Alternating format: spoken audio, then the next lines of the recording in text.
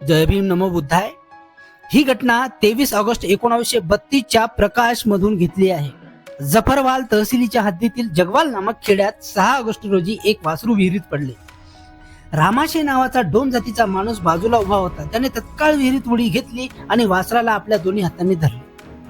आणखी 3-4 माणसे मदतीला आल्यावर वासराला सुखरूपपणे विहिरी बाहेर काढणे शक्य झाले. पण त्या खेड्यातील हिंदूंनी मात्र गोंधळ केला की त्यांची विहीर बाटली गेली आणि त्या गरीब माणसाला धारेवर धरले. सुदैवाने एक बॅरिस्टर तिथे आले. साधुरामला छळत असलेल्या त्या माणसांना त्याने धमकावले आणि त्यांची डोकी ताळ्यावर आणली.